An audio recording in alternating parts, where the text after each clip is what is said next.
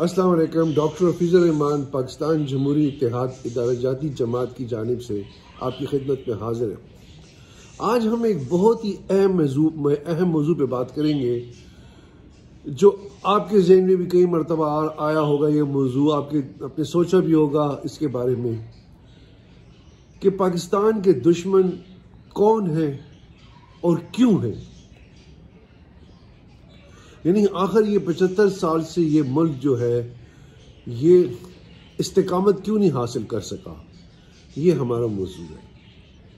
और ये एक बड़ा गौर तलब मौजू और मेरी आपसे मुअद्दबाना गुजारिश है, एक तो हमारे चैनल को सब्सक्राइब करें, बेल आइकन को दबाएं, फॉरवर्ड करें और जिस मौजू पे मैं आपसे बात कर रहा हूँ इसको आगे इस पे भी अपने ख्यालात का इजहार करें। देखिए, पाकिस्तान के दुश्मन अंदरूनी भी हैं और बैरूनी भी हैं, लेकिन मैं जो बात कर रहा हूँ आपके साथ वो मैं बैरूनी दुश्मनों के हवाले से कर रहा हूँ और फिर उनका ताल्लुक जो है हम अपने अंदरूनी दुश्मनों से भी उस राब्ते को पैदा करेंगे। हमारी नज़र में, हमारी जमात की नज़र में, मैं अपनी ज़ाती मेरी हैसियत कुछ नहीं है, मैं कभी भी अस्तग़फिरुल्लाह, मुझे अल्लाह ताला इस बात से, इस तकब्बर से बचाए हमेशा। बात यह है कि देखिए, पाकिस्तान के दुश्मन जो हैं वो मुसलमान भी हैं, मुसलमान ममालिक पाकिस्तान के दुश्मन हैं, ईसाई ममालिक भी पाकिस्तान के दुश्मन हैं और जो दीगर मज़ाहिब यहूदी और हिंदुस्तान जो मुल्क है वो भी हमारा दुश्मन है। और दुश्मनी की अगर आप इसको कैटेगराइज कर लें, इसको तकसीम कर लें तो दो वजूहात दिखाई देंगी। एक दुश्मनी की वजह हमें नज़र आती है डेमोक्रेसी, जमहूरियत की वजह से, जो हमारे इर्द गिर्द ममालिक है, दुनिया जो है, मतलब आप इस तरह कह लें कि पूरी दुनिया ही हमारी दुश्मन है। और दूसरी वजह जो है वो इस्लाम है। ये दो बुनियादी अवामिल हैं जिनकी वजह से पाकिस्तान जो है वो इस वक्त दुनिया के निशाने पे है। अब हम इसका तज्जिया करेंगे कि आया ये बात दुरुस्त भी है या दुरुस्त नहीं है, या ये तज्जिया हमारा किस हद तक, कहाँ तक जा सकता है।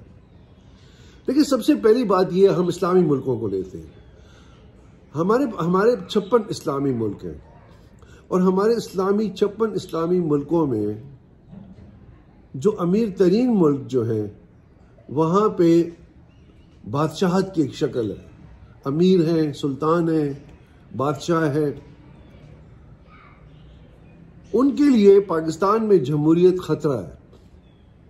मतलब अगर पाकिस्तान में जमहूरियत आती है और पूरी तरीके से आ जाती है मगरबी जमहूरियत की तरह, अगर यहाँ इंसानी हकूक़ का ख्याल रखा जाता है, जमहूरी इक़दार पूरे मुकम्मल तरीके से आ जाती है, जमहूरी कल्चर डेवलप हो जाता है, जमहूरी सकाफत आ जाती है, माशरा जमहूरी की तरफ जाता है और जमहूरियत हमेशा मुस्बत होती है, जमहूरियत मनफी नहीं होती। जमहूरियत के मुस्बत समरात हमें मिलने लगते हैं, हमारा मुल्क तरक्की करने लगता है। तो इन इस्लामी मुल्कों के लिए पाकिस्तान एक ख़तरा बन जाएगा, क्योंकि वहाँ की जो आवाम है वो फिर अपने बादशाहों से, अपने सुल्तानों से, अपने अमीर से ये मुतालबा करेंगे कि आप भी जमहूरियत लेकर आए। तो पाकिस्तान में जमहूरियत को वो हमेशा जो है वो टारगेट करेंगे। एक दुश्मनी की सबसे पहले जो हमारे नंबर 1 दुश्मन है वो हमारे अपने ही मुसलमान मुल्क हैं।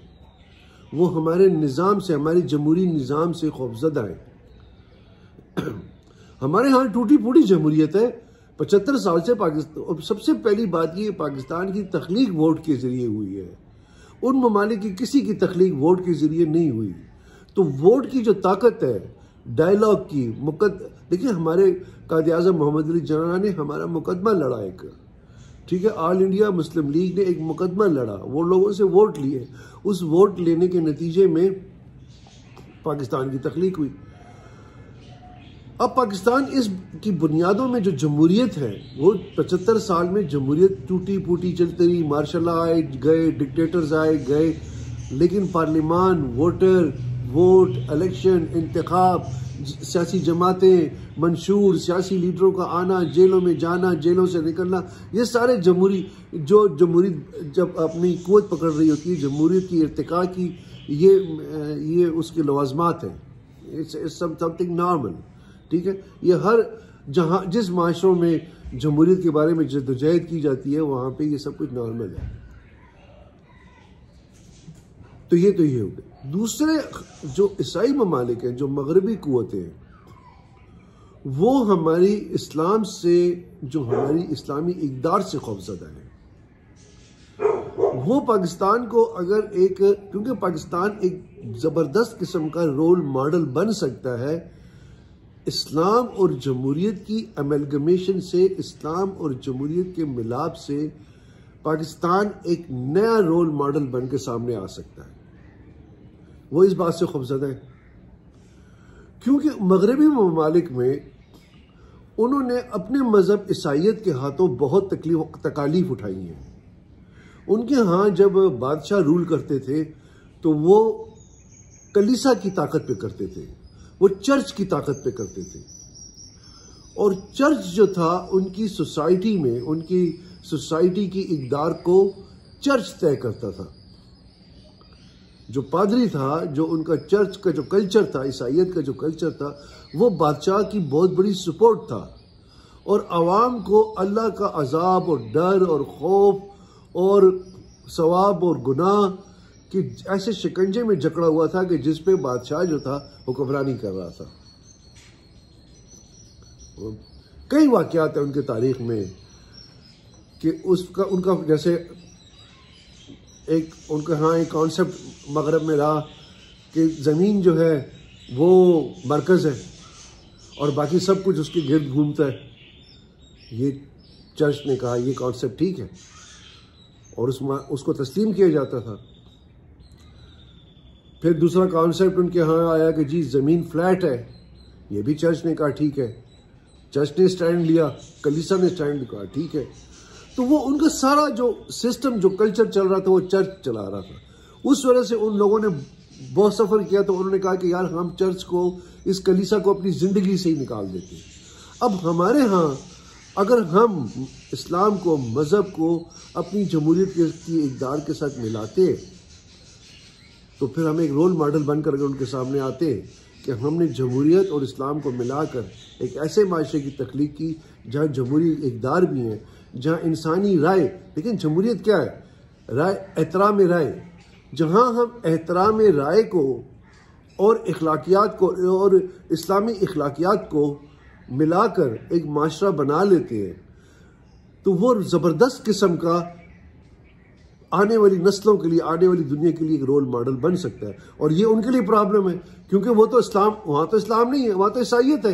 तो वहाँ की आवाम फिर ये कह सकती है कि जी वहाँ देखें उन्होंने मज़हब को अपनी लाइफ में, अपनी माशरती ज़िंदगी में शामिल करके अपनी हुकूमत में, गवर्नेंस में शामिल किया और एक बेहतरीन माशरे की तख्लीक की। तो आप ईसाइयत को क्यों नहीं यहाँ लेकर आते? तो वो उनके लिए प्रॉब्लम है क्योंकि उनकी ईसाइयत और हमारे इस्लाम में फ़र्क है। उनकी ईसाइयत की जो इक़दार है वो इस्लामी इक़दार से बहुत पीछे है। तो हम उनके लिए प्रॉब्लम है ये बात। एक बात तो ये है कि और अगर हम जमहूरियत की वजह से भी तरक्की कर जाते हैं और साथ ही हम इस्लाम भी है हमारे साथ, तो दैट इज़ अनदर प्रॉब्लम कि वो ये हमें नहीं चाहते कि लीडरशिप जो है वो हमारे अगर पास आ जाती तो हमारे जो 56 ममालिक हैं वो फिर हमें फॉलो करने लगेंगे और इन 56 ममालिक के हमारे साथ मिलने से हम एक बहुत बड़ी सुपर पावर बन सकते हैं। ये भी उनके बर्दाश्त से बाहर है क्योंकि उनकी अगर सुप्रीमेसी ख़त्म होती है तो उनकी इक्तिसादियात पे असर पड़ता है। वो असला बेचते हैं, वो असला फ़रोख्त करते हैं, उनकी पूरी इक्तिसादियात जो है वो असले के गिर्द घूम रही है। अब इसके बाद हम आ जाते हैं इसराइल की तरफ, यहूदी जो है, और हिंदुस्तान की तरफ। इसराइल को हम अपने नज़रिए के मुताबिक तस्लीम नहीं कर रहे। पाकिस्तान तस्लीम नहीं करता इसराइल को। ये यहूदियों को ये बात पेंच होती है, इसराइलियों को ये बात पेंच हो रही है, उन्हें महसूस होती है कि यार ये मुल्क हमें तस्लीम नहीं कर रहा, ये हमारे खिलाफ है, ये हमारी मुखालफत कर रहा है, वो भी हमारे खिलाफ है। हिंदुस्तान के साथ हमारी तो ऑलरेडी कश्मीर की बुनियाद पे हिंदुस्तान से हमने बंटवारा किया हुआ है, हिंदुस्तान को हमने तकसीम किया हुआ है, ठीक है। और फिर कश्मीर का एक अहम मसला है, तो हिंदुस्तान वैसे ही हमारा मुखालिफ है। तो अब आप देखेंगे पाकिस्तान के इर्द गिर्द जितनी भी दुनिया है, सिवाय आप चाइना के और रशिया के और चंद कम्युनिस्ट और सोशलिस्ट ममालिक को छोड़कर, क्योंकि वो तो उनके लिए भी हम एक बिलवास्ता मसला बन सकते हैं। क्योंकि अगर हमारे यहाँ जमहूरियत पनपती है, हमारे यहाँ मजहबी इक़दार पनपती हैं और एक सही इस्लाम की रूह हमारे अंदर हाँ जन्म लेती है और जमहूरियत की रूह जन्म लेती है, तो हम उनके लिए भी प्रॉब्लम बन सकते हैं, ठीक है।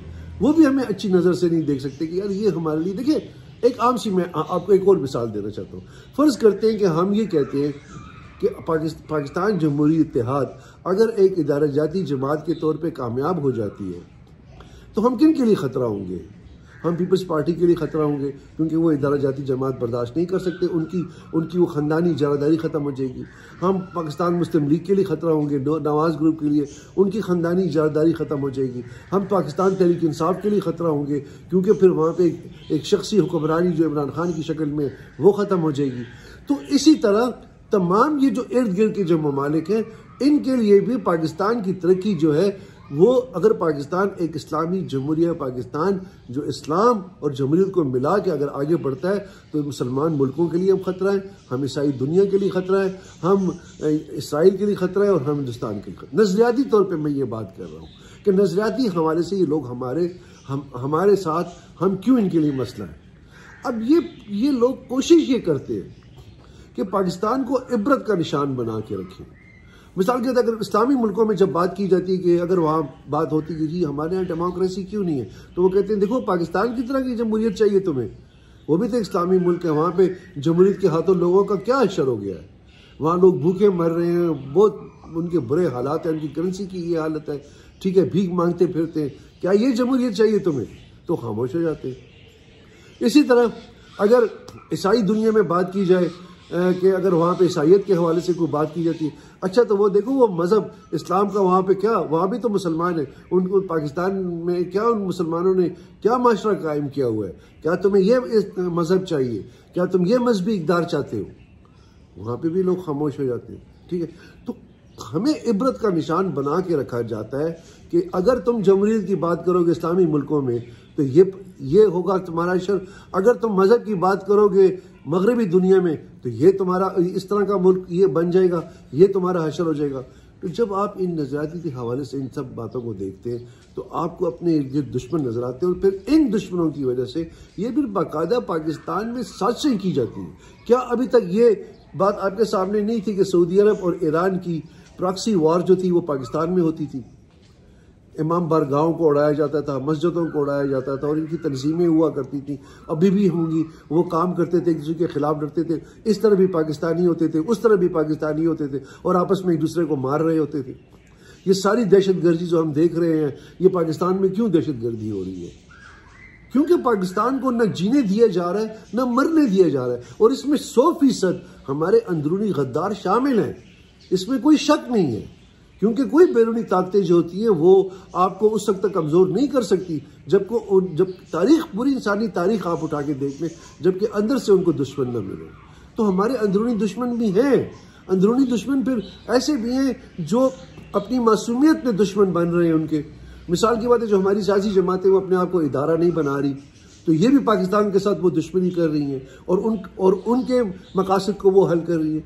इसी तरह ऐसे दुश्मन भी हैं जो सोच समझ बाकायदा प्लानिंग के तहत हमारे साथ, हमारे दुश्मनों के साथ मिले हुए हैं। उनमें हमारी ब्यूरोक्रेसी भी आ सकती है, उनमें हमारे सरमाएदार हैं, उसमें हमारे मजहबी रहनुमा भी आ सकते हैं। तो ये एक बहुत बड़ी पाकिस्तान के खिलाफ हमेशा एक मुसलसल एक साजिश चल रही है, जो नज़रियाती इतबार के साथ पाकिस्तान को ज़ईफ़ रखना चाहते हैं, कमज़ोर रखना चाहते हैं, ताकि पाकिस्तान आगे ना बढ़ सके।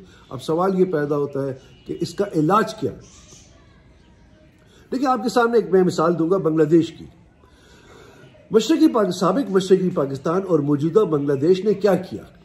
उन्होंने अपने आप को सेक्युलर डिक्लेयर किया। उनके लोग दुश्मन क्यों नहीं है उनके दुश्मन। उन्होंने अपने आप को सेकुलर डिक्लेयर किया, उन्होंने जमात इस्लामी के लीडरों को फांसी लगा दी, ठीक है। तो उन्हें कहा कि अच्छा आप तो हमारी ही हैं, तो फिर उन पे जी उनको स्पेशल कंसेशंस दी गई। दुनिया की तमाम बड़ी बड़ी जो लिबास की जितनी भी जो ब्रांडेड कंपनीज है, उन्होंने बांग्लादेश में इन्वेस्टमेंट की और वहां से वो अपनी जो सिलाई कढ़ाई और जो भी लिबास वगैरह बनाते, सबसे बड़ी ब्रांडेड जितनी बड़ी यूरोप की और अमेरिका की जो ब्रांडेड कंपनी है, उनके वहाँ पे वो ऑर्डर्स हैं बांग्लादेश में। इस तरह अमेरिका ने उनको स्पेशल कंसेशन दी कि आप एक्सपोर्ट करें तो हम आपको ये रियायत देंगे। उसकी वजह कि बांग्लादेश ने कहा कि हम सेकुलर हैं, हमारा मजहब, हमारा इस्लाम मजहब और दीन से कोई ताल्लुक नहीं। लेकिन इस साल सबसे बड़ा तबलीगी इज्तिमा जो है वो बांग्लादेश में ही हो रहा है। तो सवाल ये बड़ा अहम सवाल है कि आखिर हम अपने दुश्मनों के साथ किस तरीके से डील करें कि हम अपना सर्वाइवल भी करें, हम अपने आप को बेहतर भी कर लें और इनकी जो खौफ है हमारे बारे में हम उनको दूर कर सकें। इस हवाले से फिर मैं ये अगली वीडियो में हम इस बात की इस मौजू पे हम बात करेंगे कि पाकिस्तान को किस तरीके से अपनी इस्लामी इक़दार और अपनी जमहूरी इक़दार को मिलाते हुए, साथ लेते हुए आगे बढ़ना होगा। आपका बहुत बहुत शुक्रिया। ये वीडियो का पहला हिस्सा है, इंशाल्लाह वीडियो के अगले हिस्से में हम फिर इस मौजू पे बात करेंगे। बहुत शुक्रिया, थैंक यू वेरी मच।